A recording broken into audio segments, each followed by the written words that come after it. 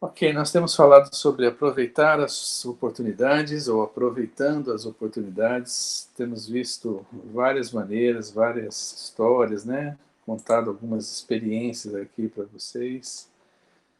E hoje eu queria olhar para essa pergunta: quem é que Deus usa em sua obra? Quem Deus usa em sua obra? Muitas vezes a gente lendo as escrituras, eu não sei se você já teve esse sentimento. A gente lê histórias como de Elias, Eliseu, José, né, Paulo, os discípulos, muitos deles, né, Pedro. A gente lê biografia de missionários, de pessoas que ao longo da história foram usadas de uma maneira muito especial e foram impactantes na missão de Deus. E aí a gente olha para nós mesmos. Você já se deparou com essa realidade, né? E você fala, meu, como eu queria ser um Paulo, como eu queria ser um Eliseu, um Elias, né? Um José na vida. A gente tem homens, Davi, né? Enfim. E acho que o sentimento que nós temos é um sentimento de inadequação, né? Parece que a gente não se adequa, parece que a gente está tão longe de experimentar algo, ou sermos como esses homens, né? Mas interessante, quando na carta de Tiago, ele se refere a Elias, ele tem uma referência interessante lá. Ele fala o seguinte, que Elias orou e Deus mandou chuva.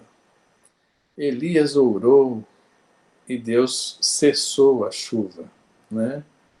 E aí quando ele fala sobre Elias, ele fala, Elias era homem semelhante a nós, sujeito às mesmas paixões, às mesmas tentações. E Deus ouviu aquele homem. Então vejam, muitas vezes nós olhamos para essas personagens bíblicas, esses homens e mulheres, né? Pensando no público feminino aqui, pensar numa Esther, por exemplo, numa Débora, a gente tem esse sentimento de inadequação e parece que eles eram pessoas super-homens e super-mulheres, tinham algo diferente. Bom, podemos identificar diferenças, mas o Deus é o mesmo e o Espírito de Deus que os capacitou para realizar aquilo que eles realizaram é o mesmo, ele não muda. Então, nós podemos ser instrumentos na mão de Deus, nas mãos de Deus. Né? Quem Deus usa em sua obra? Pessoas que se colocam nas mãos dele para serem instrumentos dele. Lógico que isso está associado à nossa relação com ele, o nosso compromisso, o nosso comprometimento, nosso desejo de andar com ele, de sermos fiéis a ele. Mas quem é que ele usa? Quem é? Então eu queria usar dois, pelo menos um, se der tempo eu vou usar um segundo exemplo hoje, ou se não eu usarei na próxima semana, dependendo do tempo que a gente gastar aqui. Se você puder acompanhar comigo, você pode abrir sua Bíblia, os textos que eu vou usar estão aqui na tela, né? A gente pode acompanhar por aqui. Mas encontra-se em segundo livro dos Reis, no capítulo 5. Eu vou ler para vocês então aqui. Naamã, comandante do exército do rei da Síria, era muito respeitado e honrado pelo seu senhor, pois por meio dele o Senhor dera vitória à Síria. Mas esse grande guerreiro ficou leproso. Ora, tropas da Síria haviam atacado Israel e levado cativo uma menina que passou a servir a mulher de Naamã. Um dia ela disse à sua senhora, se o meu senhor, se referindo a Naamã, procurasse o profeta que está em Samaria, ele o curaria da lepra. Naamã foi encontrar o seu senhor, o que a menina israelita foi contar ao seu senhor o que a menina israelita dissera. Bom, eu vou dar um pouquinho do contexto dessa história. Ela é conhecida da maioria de nós, né? A cura do servo aí desse homem, né? O comandante do exército, um general, Naamã. Então, o contexto da história está em mais ou menos 932 a.C., né? Ali nós temos nesse período a morte de Salomão, né? O povo de Deus se divide em dois reinos logo após a morte de Salomão. Em Reino do Norte, Israel, né? E a partir disso, então, da morte de Salomão, dois reinos vivem histórias distintas. Israel ao norte, Judá ao sul. Então, um pouquinho desse contexto da história onde a descrição desse fato está acontecendo. Esse texto que nós lemos aponta para o reino de Israel, reino do norte, né? Em meados do século IX a.C., durante o reinado de Jorão, 853 e 842 a.C. Esse período da história, também como outros, né, ele foi marcado por um sincretismo e muita confusão religiosa e idolatria, né, pelas guerras, pelas invasões, né, pelos domínios que os povos viviam e, especificamente, Israel e Judá, né, começa a ter esses desafios aí. Então, Israel mantinha com os outros países, de certa forma, relações, né, com a política econômica, politicamente, a questão cultural, né? E essas relações tão próximas e tão misturadas, né, acabou trazendo para o povo, né, uma fragilidade espiritual. Né? O povo foi fragilizado pelos valores, né, pelos princípios, pela cultura, por tudo que regia aqueles outros povos ao seu redor, acabou minando a sua espiritualidade, né? Acabou trazendo novas práticas, novos comportamentos, e isso trouxe bastante prejuízo. Então, essa forte influência religiosa, em virtude desse estilo de governo, favoreceu a entrada de outras religiões, outros deuses no cotidiano do povo. Então o povo foi adotando novas práticas em todas as esferas da vida, inclusive na esfera espiritual. Isso aconteceu também. Aí nós temos o texto, né, um pouquinho mais à frente. Eliseu enviou um mensageiro para dizer: vá, lave-se 7 vezes no Rio Jordão, e sua pele será restaurada e você ficará purificado. Mas Naamã ficou indignado e saiu dizendo: bom, isso aqui é o que acontece logo depois. A menina, a judia, a serva ali daquela família, uma escrava, né, disse aquilo para a mulher, para a esposa de Naamã. Ela falou: olha, vai na minha terra, vai encontrar o profeta, ele vai resolver o seu problema. E houve toda aquela, né, questão de Naamã: devo ir, não devo ir, faço isso ou não faço. E o rei, então, que tinha esse homem em alta conta, né, ele é uma pessoa, é braço direito daquele governante, né, e pega uma comitiva que o, o autoriza a sair em busca de uma cura para ele. Né? Imagina uma pessoa que está lidando naquela época com tão poucos recursos na área de saúde, uma doença que era fatal, não tinha cura, eles não tinham tratamento para isso naquele período, né? E ele, um homem de posição, um homem que tem um papel importante no reinado e no reino e no governo e na questão da estrutura de guerra e tudo mais, ele vai e se dirige, então, atendendo aquela palavra daquela menina, de uma escrava que estava a seu serviço em sua casa. Então ele vai na direção de Eliseu. E veja só que Eliseu nem tem, naquele momento, um encontro pessoal com Naamã. Ele talvez tenha recebido aquela carta, aquela informação, e Eliseu envia um mensageiro.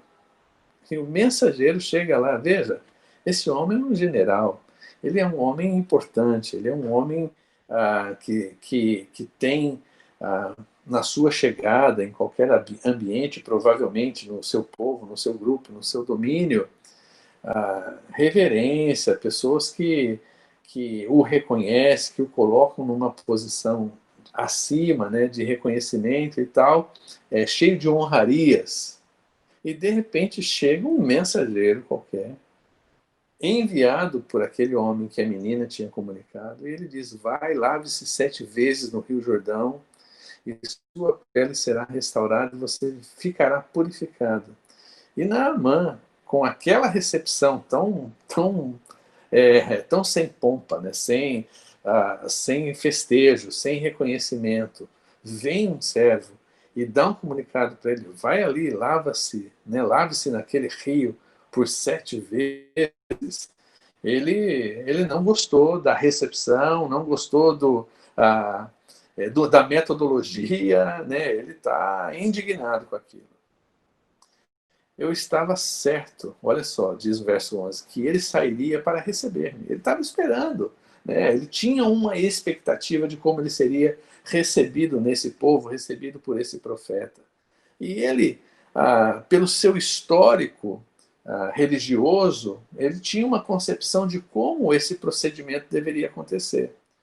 Que ele invocaria em pé o nome do Senhor, o seu Deus, e moveria a sua mão sobre o lugar afetado e me curaria da lepra. Ou seja, ele já tinha criado uma expectativa, ele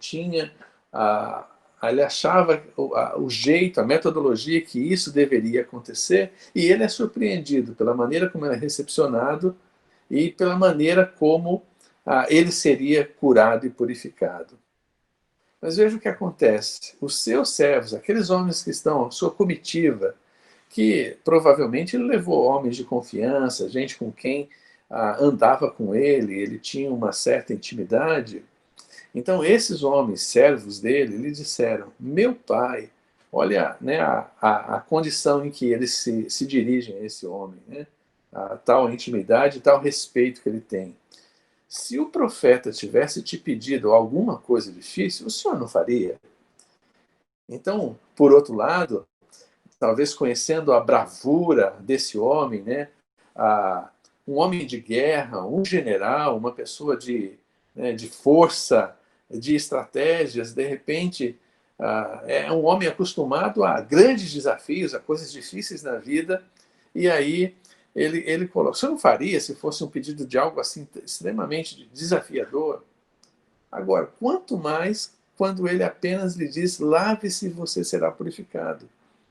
Então, eles entram na história tentando convencer o general de atender uma coisa tão simples que era se lavar no Rio Jordão, mas isso ia contra as concepções, a expectativa que aquele homem tinha. Nós sabemos da história, né? Aquele homem vai, lava-se 7 vezes, ele cumpre aquilo, e a Bíblia diz que a pele dele foi curada de tal forma que se tornou como uma pele de criança, né? Deus fez algo maravilhoso. Quem são, então, as personagens envolvidas nessa história?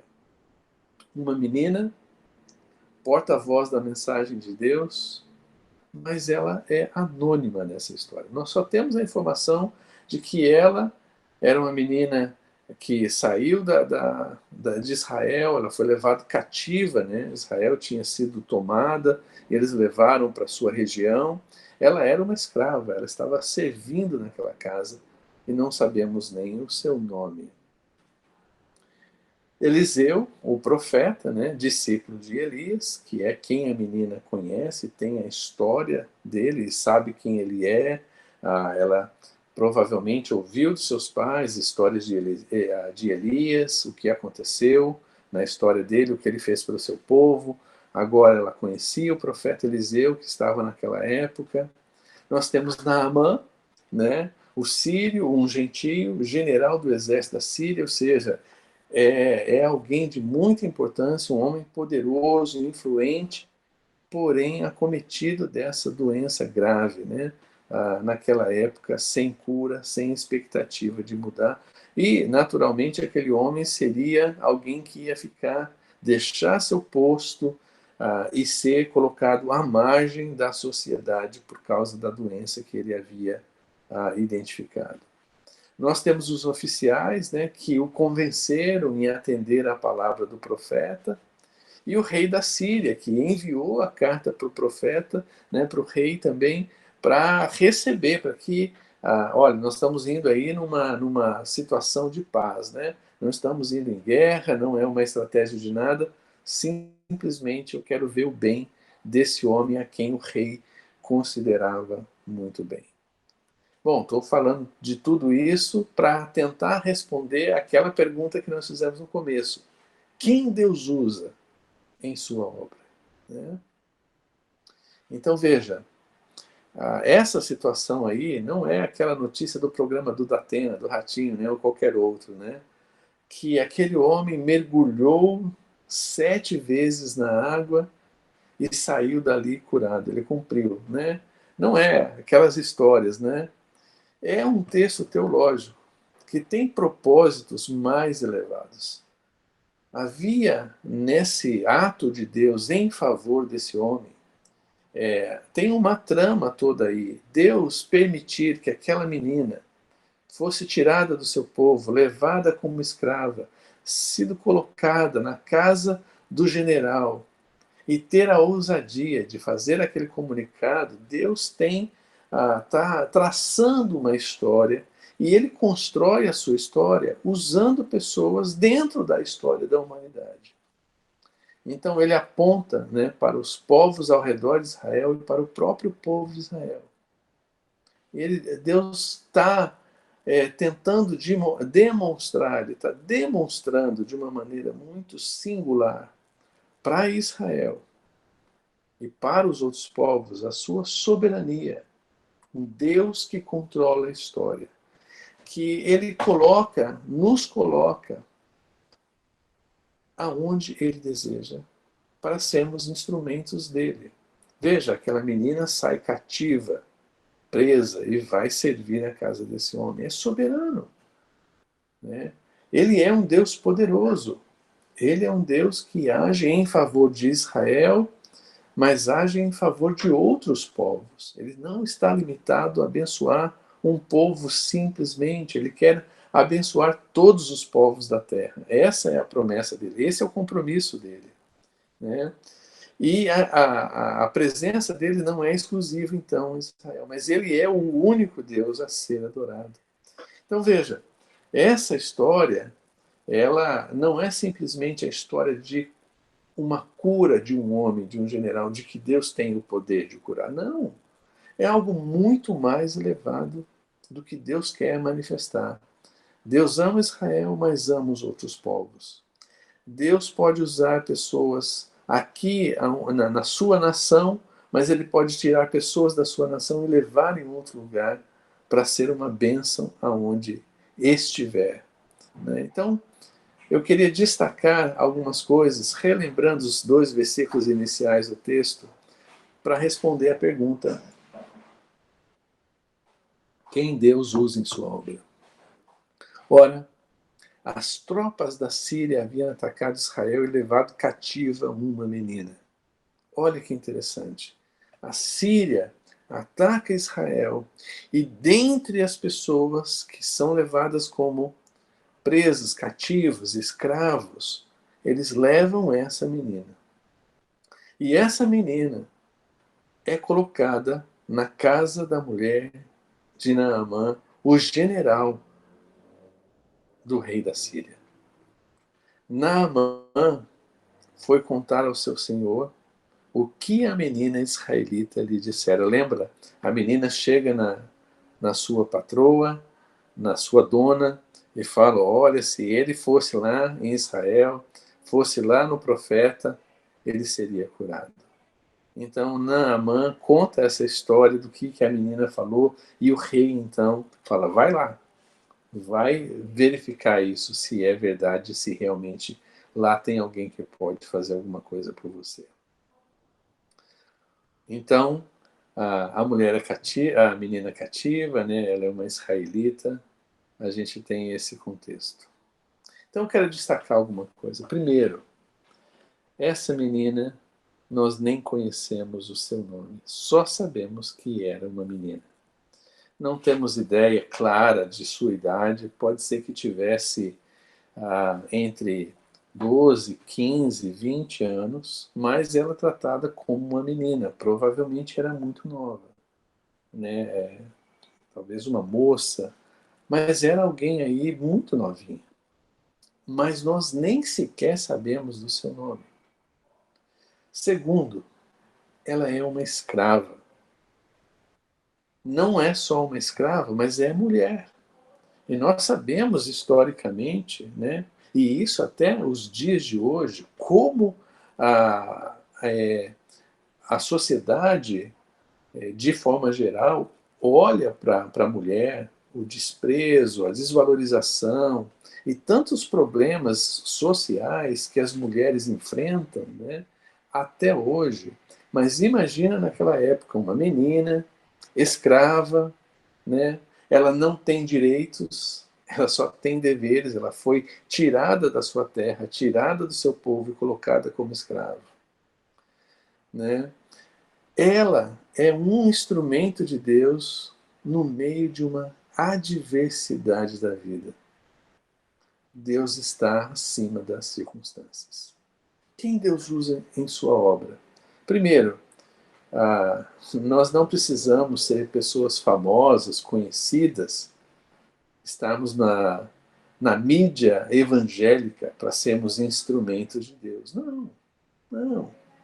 Né? Essa menina anônima, mas ela, em meio à adversidade da vida, ela reconhece que Deus é favorável a ela e que Deus está acima das circunstâncias. Ela não ficou lamentando. Pode ser, ela provavelmente sofreu a ausência da sua própria família, ela sofreu a ausência do seu próprio povo, ela está a serviço de uma família o tempo todo.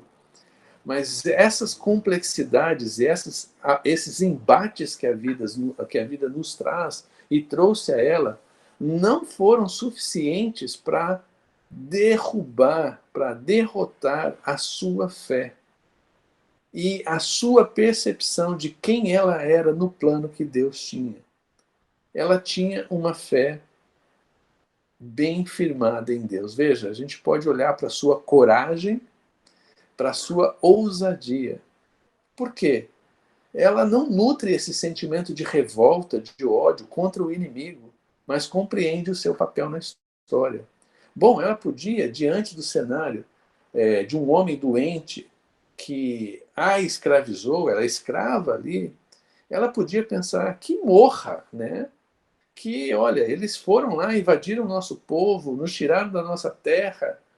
Não, ela tem compaixão, ela tem misericórdia daquele que está escravizando, daquele que invadiu, é o general. E ela podia pensar assim, ó, quanto antes ele morre ou sofra com essa doença, talvez ela podia se alegrar com isso. Não, pelo contrário. Ela não nutre essa revolta, esse ódio, essa mágoa, mas ela vê o seu papel acima das circunstâncias e das situações da vida. Ela é ousada, ela é corajosa. E ela, que não talvez essa postura dela de chegar e dizer para a esposa de Naamã, olha, diz lá para o meu senhor, né, que em Israel tem, olha, ela está colocando em xeque o seu pescoço, ela está arriscando a sua vida, mas ela sabe o que pode ajudar e fazer diferença na vida daquele homem. Então, ela, mesmo vivendo fora da sua realidade, do seu povo, da sua fé, ela exerce uma fé genuína em meio ao sincretismo, né? Ela está diante de um povo sincrético, de muitos deuses, né? De muitos valores de fé que estão longe do dela.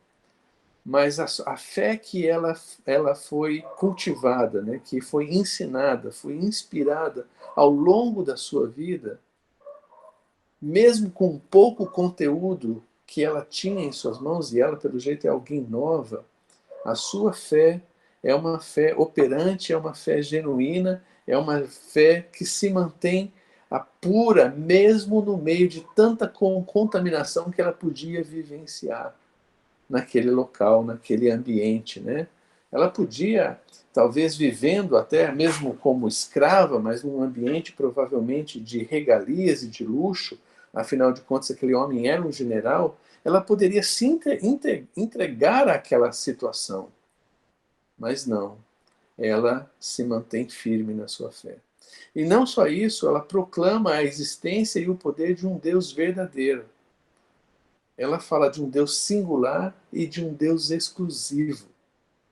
Né? Ele é único, não tem nenhum como ele. Esse Deus pode fazer isso por meio do profeta. Né? Hoje, nossos embates de compartilhar nossa fé está nessa questão da singularidade e exclusividade. Jesus como único meio de salvação? Não, peraí, você tem o seu e eu tenho os meus meios, né? Não pode ser assim. Então nós vivemos numa sociedade onde esse conceito de verdade absoluta, de singularidade, de exclusividade, um Deus único, um Deus, só esse Deus é o Salvador, só ele deve ser adorado, é rejeitado na nossa sociedade. E muitas vezes essas ideias, esses sistemas de valores sociais e de fé vão contaminando e minando a gente mesmo. Mas ela, na sua ousadia, na sua fé genuína, proclama a existência de um Deus verdadeiro e singular. E outra coisa, né? Eu mencionei isso um pouquinho, ela demonstra essa compaixão.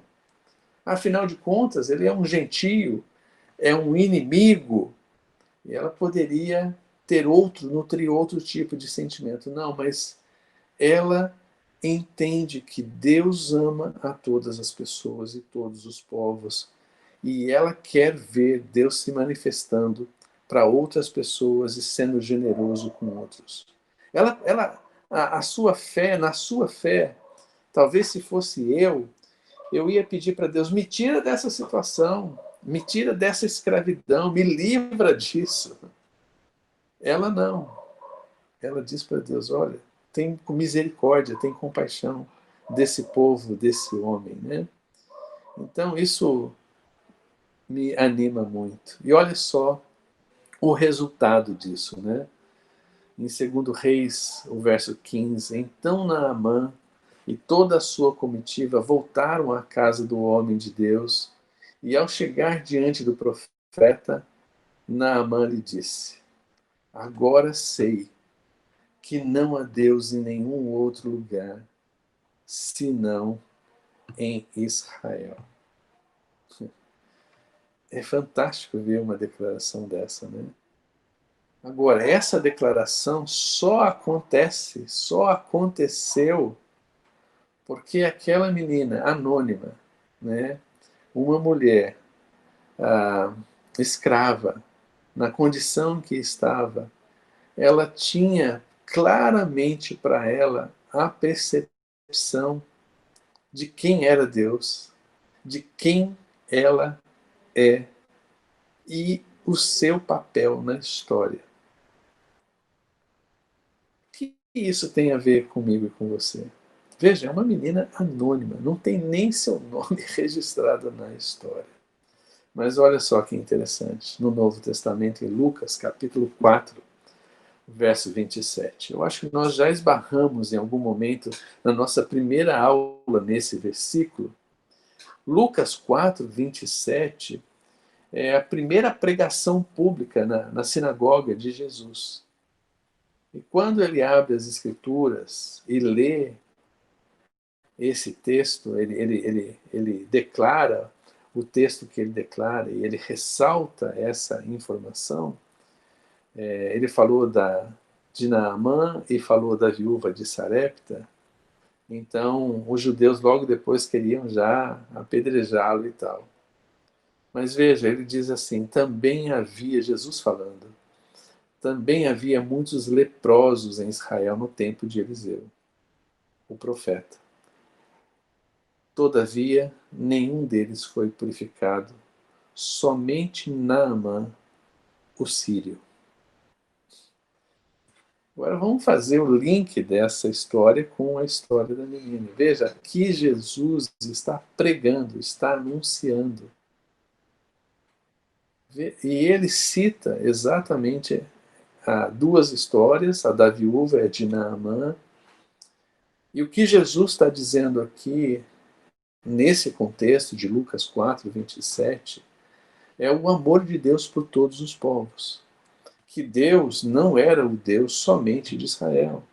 Ele é o Deus para todas as nações. Ele fez esse compromisso lá com Abraão, que por meio dele ia abençoar todos os povos. Agora, isso aqui aconteceu, a purificação desse homem Naamã, o sírio, sem dúvida. Deus tinha história e o controle disso, porque ele é soberano. Mas há um elemento aqui importante. Aquela menina, cujo nome nós nem sabemos, foi o instrumento de Deus para que esse homem fosse até Eliseu e fosse purificado e fizesse a declaração que ele fez. Agora sei que não há Deus em nenhum outro lugar senão em Israel. Quando a gente faz essas conexões e faz essa leitura das Escrituras, a gente tem uma resposta para a pergunta: quem Deus usa em sua obra? Deus usa pessoas que se colocam, que se chegam a Ele dispostas a serem instrumentos dele. Simples assim. Simples assim. Deus quer usar pessoas como você e como eu, como cada um de nós, com todas as nossas limitações, com todas as adversidades e dificuldades que a vida possa nos trazer, ou já nos trouxe, ou está nos trazendo agora. Mas em meio a tudo isso, Deus quer que a gente compreenda o propósito maior de sermos filhos dele, de termos sido resgatados por ele. Então, enquanto nós olhamos para a história dessa menina anônima, que nós nem sabemos o nome, tirada do seu povo, tirada da sua família, levada como escrava, feita serva numa família, ali onde ela foi colocada, ela compreende que ela não está debaixo de um castigo de Deus, ela não está debaixo de um sofrimento, ainda que esteja sofrendo por muitas questões, mas ela olha acima do que os olhos humanos podem ver. Ela olha para Deus e ela mantém no meio daquela situação a sua fé genuína, a sua esperança, e ela se vê como instrumento de Deus para que Deus realize sua obra. E depois, séculos à frente, anos depois, a vinda do Senhor Jesus, ele abre as Escrituras e ele faz uma declaração como essa, que todavia, Deus usou, purificou somente um leproso naquele período, e foi Naamã, o sírio, um gentio. Quem foi instrumento para isso? Essa menina foi usada para Deus. Então pensa em você mesmo. Bom, Deus te colocou dentro de um condomínio, numa torre específica, ou numa rua pública que seja, mas você tem seus vizinhos. Deus te colocou numa família, Deus te colocou num trabalho, Deus tem te dado oportunidades de relacionamentos e esferas com pessoas diferentes. Talvez na sua experiência profissional, em algumas ocasiões, você viaja para outros países, você viaja para outras cidades, outros estados. Você tem oportunidade de viver e conviver com muitas pessoas, ou não, não precisa ser muitas, mas você tem convívio. A grande pergunta é: por que estou morando onde estou morando? Por que estou onde estou? Né? Fazendo o que estou fazendo? Será que a nossa vida é simplesmente, né, trabalharmos, ganharmos nossos sustentos, temos nossos tempos de lazer, nossos hobbies, isso, aquilo e tal? Tudo isso faz parte da vida, é saudável e importante. Nós nutrimos isso. Mas Deus quer algo mais. Ele quer que sejamos instrumentos nas mãos dele. Então, meu desafio hoje para cada um de nós, para mim, para você, é renovar, relembrarmos, né, esses conceitos a partir da história dessa menina sem nome. Acho que vocês já ouviram falar do missionário Ronaldo Lidório, né? Ele, ele é um nome hoje muito importante dentro do ambiente da antropologia missionária, nos projetos missionários no Brasil e fora do Brasil. Ele foi missionário entre um povo no continente africano, entre um povo chamado Concombas. E ele fez um trabalho. Deus usou a vida dele, da esposa, da família, para um trabalho muito legal. Traduzir a Bíblia no idioma daquele povo, treinar a liderança, tornar aquele povo um povo missionário. Muitos foram alcançados, se converteram, nasceu igreja ali, e essa igreja foi se espalhando. Voltou para o Brasil, e ele tem feito um trabalho, principalmente em grupos não alcançados aqui no Brasil, e ele conta em algumas ocasiões de ir entre povos ribeirinhos no Amazonas e encontrar em algumas regiões igrejas estabelecidas, grupos, crentes, né? E alguém falou: ó, aqui quem faz o trabalho é o fulano de tal, é o fulano de tal. E um dia ele foi atrás dessa pessoa, descobrir onde ela morava e quem que ele era, esse homem que tinha espalhado o evangelho numa região tão inóspita, tão difícil, tão complicada de acesso, né? E quando ele chegou e conheceu aquele homem, e aquele homem sabia que o Ronaldo ia lá, né? O homem falou: olha, poxa, que privilégio conhecer você, Ronaldo, um verdadeiro missionário, isso, aquilo e tal. E o Ronaldo Lidório disse que, envergonhado, ele falava: não, o verdadeiro missionário aqui é o Senhor, é você. Quantas, né, comunidades ribeirinhas têm conhecido o Evangelho pela sua pregação, pelo que você está fazendo, né, aqui numa região tão distante, tão isolada do mundo, e o Senhor você tem proclamado o Evangelho aqui, você é um verdadeiro missionário. Mas esse homem não tem livro escrito, não sabemos o seu nome, a sua história, né, e tal, mas o trabalho que esse homem, no silêncio, né, um homem invisível à sociedade, não tem seu nome colocado nos congressos missionários, não tem seu nome escrito em livros missionários, mas ele é um homem que está inscrito no livro de Deus e alguém que está fazendo uma história fantástica naquela região, sendo um instrumento de Deus. Veja, um homem simples, quase que iletrado, né, com muitas dificuldades, mas sendo usado por Deus nessa missão. Então, quem Deus usa em sua obra, Deus usa eu e você. Né? Ele quer nos usar como nós somos, com o que temos, né? Com as nossas limitações e dificuldades. Com isso, eu queria inspirá-los. Né? Eu quero trazer para você, né, olhar para essas histórias e falar: poxa, oh Deus, me usa. Né?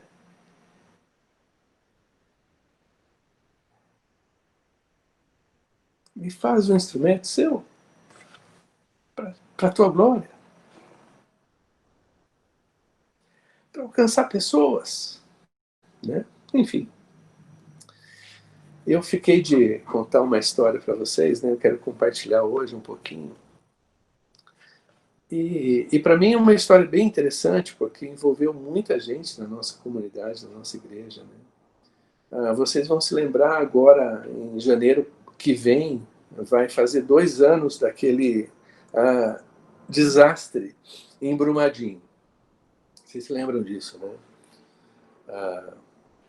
E, de novo, né, são coisas que acontecem com a gente e a gente precisa perceber a ação de Deus na história. O que Deus está fazendo, né? Veja, em 2014, eu fui trabalhar em Minas Gerais. Eu morei em Belo Horizonte e assumi uma posição estratégica na área de evangelização e missões lá para as igrejas batistas do estado de Minas Gerais. E Brumadinho era da minha alçada. Havia um missionário lá que era sustentado pelas igrejas batistas, estava lá há alguns anos, e eu fui à cidade por em 2 ocasiões. Conhecer o campo missionário, conhecer o missionário e tal. Quando aquela situação foi colocada, né, a barragem de Brumadinho caiu e tudo mais, toda aquela tragédia, né, tão triste, imagina o que eu fiz. Eu passei a mão no telefone e liguei para as pessoas que eu conhecia. E é uma pessoa estrategicamente lá em Belo Horizonte que eu falei, esse era o líder da Convenção Batista lá, com quem eu trabalhava. E perguntei para ele: Márcio, o que vocês estão fazendo? Porque eu já tinha certeza que eles estavam fazendo alguma coisa lá em Brumadinho. Ele falou: não, a igreja aqui de Brumadinho está trabalhando, nós já montamos aquele esquema lá da lavanderia imediatamente, né? A pessoa que assumiu a minha função lá na Convenção Batista, ele estava em Brumadinho naquele dia. Então eles reagiram muito rápido, né, e tal. Bom, eu falei com o Fernando, falei com a liderança aqui na igreja e fui para Brumadinho para saber, conhecer de perto o problema, as dimensões daquilo, entender um pouco mais. E a pergunta é o que nós podemos fazer para ajudar, para cooperar nessa hora. E então sentei com eles e fiz algumas propostas, conversamos e tal. E eu saí de lá com um desafio de, em 3 semanas, levar um grupo aqui da igreja para apoiar aquele trabalho, né? Vamos olhar o vídeo e daqui a pouquinho eu falo um pouquinho mais como isso desenrolou, né? Como foi que Deus fez a história. Será que nós vamos conseguir, Caio, rolar o vídeo? Vamos tentar, né? Vamos tentar. Eu tenho uma última esperança aqui, senão a gente faz aquele de, coloco o vídeo e depois o áudio aqui no meu celular, tá bom? Edson, só para saber, qual que vai primeiro? O Pode maior ou menor? o de 6 minutos aí, vamos olhar. Nós Tá temos bom. aqui 10 minutos, acho que dá para ver esse aí. Ele é bem legal. Vamos tentar, né? Se não der, a gente manda o link depois e...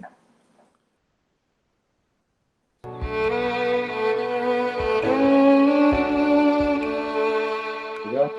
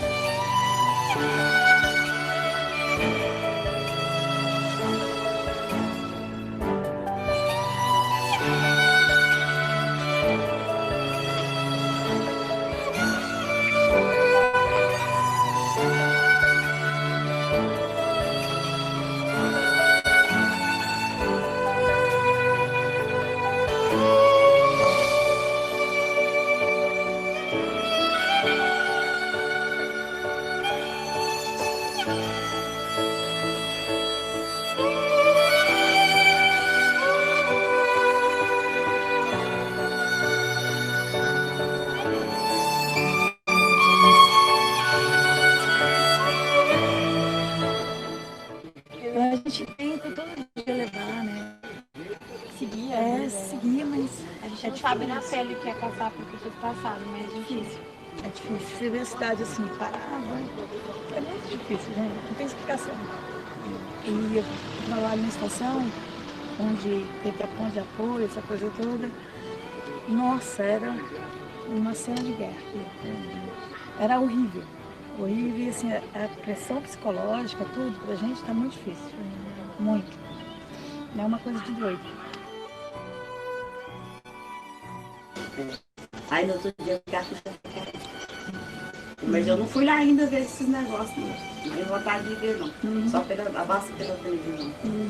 Né? Que minha colega aqui, tantão de colega nossa que já estava lá, que dele aquela, na hora que soltou a marocha lá, já foi levando eles. Todos nós. Meninos que eu vi nascer e crescer. Eu já estava com 20 anos. Largaram os meninos, muito pequeno, foi mãe, com pai. Agora os avós que estão tomando conta aí. Então é muito triste. Triste mesmo.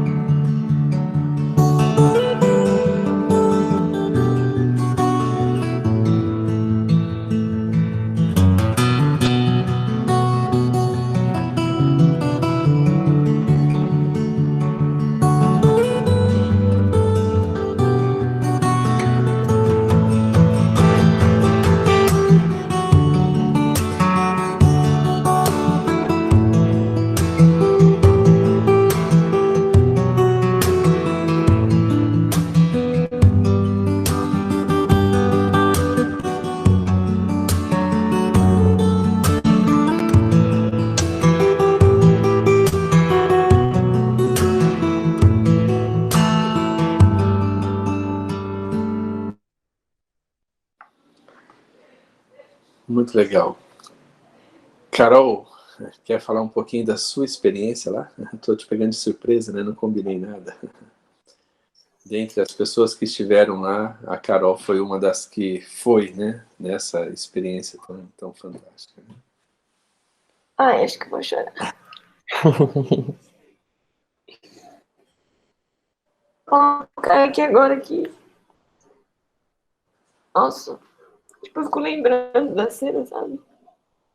Quando a gente foi conhecer os lugares que foi atingido, saber que ali onde a gente pisava tinham casas soterradas. Tipo, é muito difícil a gente ver isso pela TV, é muito difícil a gente ouvir falar as coisas. Quer dizer, desculpa, não é tão forte quanto viver isso, sabe? A gente não viveu isso ali com as pessoas que moram ali, mas a gente foi lá, E eu até falei pro Caio que eu tenho o Pastor Edson muito como uma referência, porque ele é um homem que chora com os que choram. Então, ter essa oportunidade foi muito importante, porque me tirou de uma zona de conforto, me fez olhar para as coisas que eu tenho e ser grato por aquilo, sabe? Me ensinou o que é amar o próximo, não simplesmente quem tá perto, mas quem tá longe, levar um pouco dessa esperança, sabe? Me ajudou a me firmar mais ainda nas escrituras, sabe? Foi muito importante para mim, né? Porque eu não ia na época, mas aí a Karina, que é uma das que apareceu no vídeo comigo, ela me chamou, conversou bastante comigo. Então, para mim foi muito importante vivenciar isso, sabe? Porque é uma outra realidade. Então, eu pude ter contato com garotas da minha idade, pude ter contato com as crianças, que é uma coisa que eu amo, trabalhar com criança. Eu estive no Ministério dos Preás, então é muito legal isso. E eles abraçando a gente, sabe? Conversando, e tipo, por um momento eles conseguiram esquecer o que passou, sabe? Então, foi muito importante para mim, em todos os sentidos da minha vida, voltar com outra cabeça, com outra, sabe, outros olhos para tudo que a gente viveu aqui. Acho que é isso, não tenho muito o que falar. Obrigada de surpresa. Obrigado, porque ela, enquanto Olha, a Carol falava e chorava, eu pude me recompor um pouquinho. Porque realmente foi uma experiência muito rica para a gente, né? E nós tínhamos um grupo quase de 40, em torno de 40 pessoas, né? Da igreja indo para lá. E a maioria dizia, mas o que eu vou falar? Como eu vou abordar pessoas, né?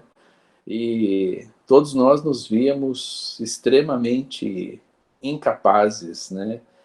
Limitados a fazer alguma coisa que pudesse levar consolo, esperança. A gente se via inapropriados para aquilo. Mas o que Deus queria, e ele conta, é com a disposição de nos colocarmos nas mãos dele para fazer. só um detalhe, que eu era uma dessas pessoas que me questionava e cheguei a perguntar para outras pessoas, mas o que eu vou falar? Não sei o que eu falo. Tipo, eu não sei lá. E é muito legal a forma como Deus, ele usa, sabe? Se você está disposto mesmo, você está entregue com o seu coração ali, ele vai te usar, não importa como, sabe? Ele vai colocar as palavras na sua boca. E era legal de ver isso, porque eu falava, meu, eu não tô acreditando que tá acontecendo isso, sabe? Tipo, chegava e falava assim, eu ensaiava uma fala, mas eu chegava, acontecia com a pessoa, acontecia outra fala, e eu falava, posso te dar um abraço? E a pessoa começava a chorar, e eu já falava para ela que existe esperança, e essa nossa esperança está em Jesus Cristo. Então, não, quando tudo isso acabou, porque a gente teve um dia só de evangelismo, um dia não, só uma parte do dia, e quando isso acabou, eu agradeci a Deus, porque eu falava, eu não era... na minha cabeça eu não sou capacitada para isso, mas quando é da vontade de Deus, ele capacita, e sem a gente entender, é tudo ele. Então, olha, né, a experiência da Carol foi a experiência de muitos, assim, né? Se vocês conversarem com aqueles que estiveram lá, cada um tem cada história impressionante, né? De como Deus usou. E nós fizemos uma coisa muito simples, nada, né? Não tínhamos nem muito tempo para elaborar.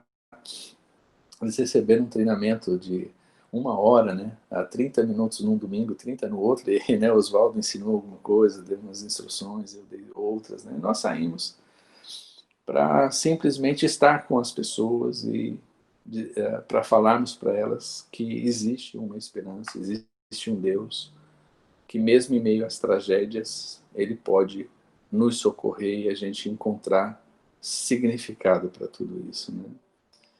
Então, obrigado, Carol. Te peguei de surpresa aí, mas pelo menos ela chorou com os que choram. Mas, veja, isso estava a mais de 600 quilômetros de nós.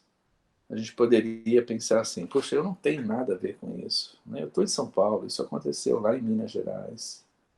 Mas eu entendia que nós, como igreja, com o potencial que nós tínhamos, que nós temos, nós poderíamos fazer algo relevante e importante para aquela igreja, para aquela cidade, naquela situação, né?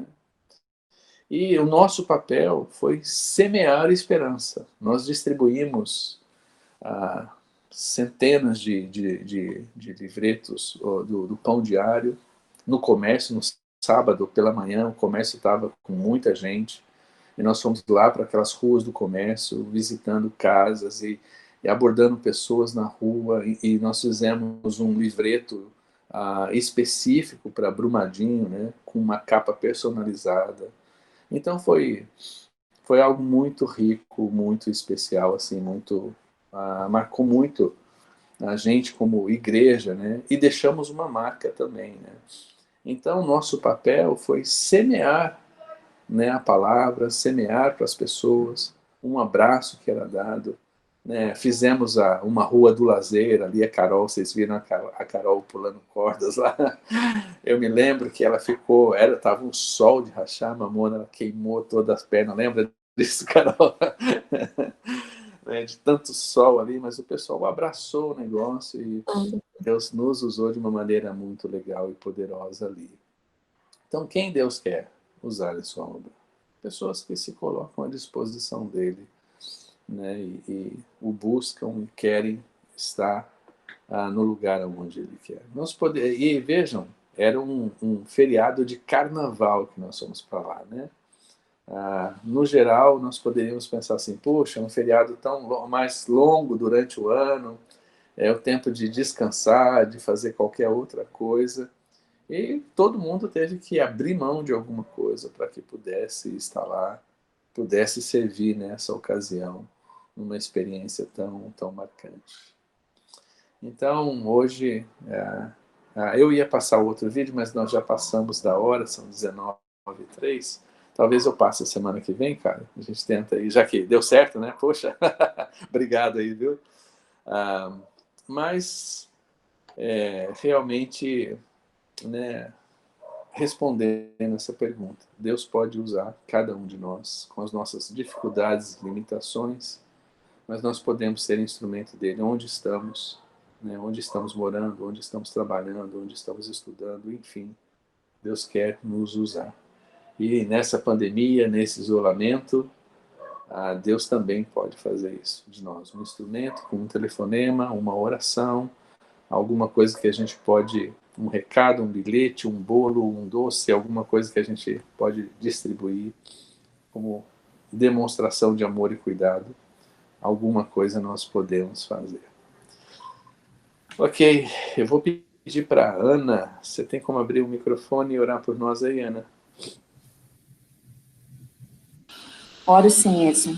Obrigado, viu? Vamos orar. Pai Santo, nós te louvamos, Senhor, porque apesar de nós, o Senhor faz muitas e grandiosas coisas.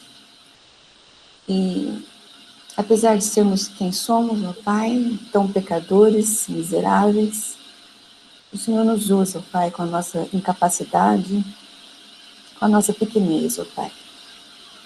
Obrigada, Senhor, por tão grande amor, por tão grande salvação, ó Pai. E realmente nós possamos estar dispostos, Senhor, a falar do teu grande amor, Senhor, para as pessoas que estão sofrendo, que estão indo para o inferno, Senhor. Ajuda-nos, ó Pai, nos capacita. Obrigada, Senhor, pelo estudo que o Edson acabou de dar para a gente, pelo testemunho da Carol, Senhor, e nos abençoa essa semana, Senhor. Faça com que de alguma forma nós possamos estar prontos para falar do amor de Jesus para alguém. Em nome de Jesus. Amém.